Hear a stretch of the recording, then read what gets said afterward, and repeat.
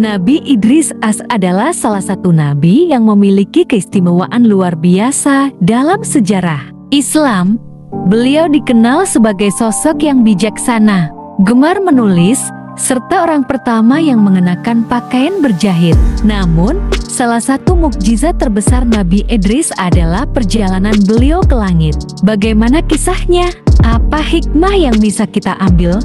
Nabi Idris adalah salah satu nabi yang disebut dalam Al-Quran. Beliau diutus setelah Nabi Syeds, putra Nabi Edem As, dan sebelum Nabi Nuh As. Allah menyebutkan keutamaan Nabi Idris dalam Al-Quran. Dan ceritakanlah hai Muhammad kepada mereka kisah Idris di dalam Al-Quran.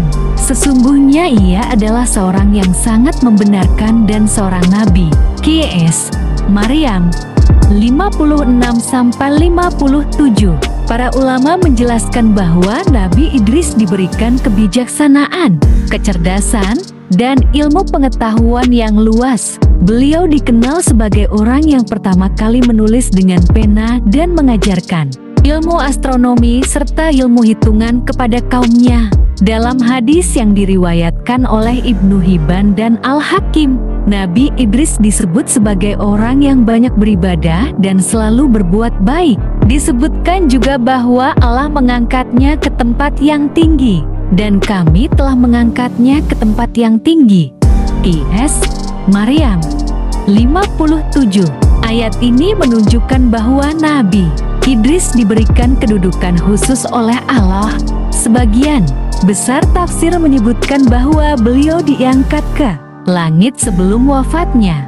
Dikisahkan bahwa Nabi Idris memiliki seorang malaikat sahabat yang selalu menemaninya dalam beribadah dan belajar.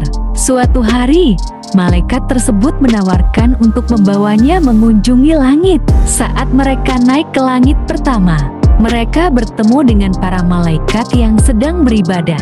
Nabi Idris takjub dengan keagungan dan ketundukan para malaikat kepada Allah. Ketika sampai di langit kedua, beliau melihat malaikat lain yang bertugas mencatat amal manusia. Nabi Idris pun memahami bagaimana setiap amal manusia tidak luput dari pengawasan Allah. Di langit ketiga dan keempat, Nabi Idris melihat berbagai tanda kebesaran Allah, termasuk surga dan neraka. Hal ini memperkuat keimanannya dan menambah hikmah dalam dirinya. Sebagian riwayat menyebutkan bahwa Nabi Idris tidak mengalami kematian seperti manusia biasa, melainkan Allah mengangkatnya ke tempat yang tinggi. Namun, terdapat perbedaan pendapat mengenai apakah beliau wafat di langit atau masih hidup hingga hari ini. Beberapa ulama berpendapat bahwa Nabi Idris tidak kembali ke bumi setelah perjalanannya, sebagaimana disebutkan dalam hadis. Ketika aku Rasulullah Shallallahu Alaihi Wasallam diperjalankan ke langit, aku bertemu dengan Idris di langit keempat. HR Muslim dan Bukhari.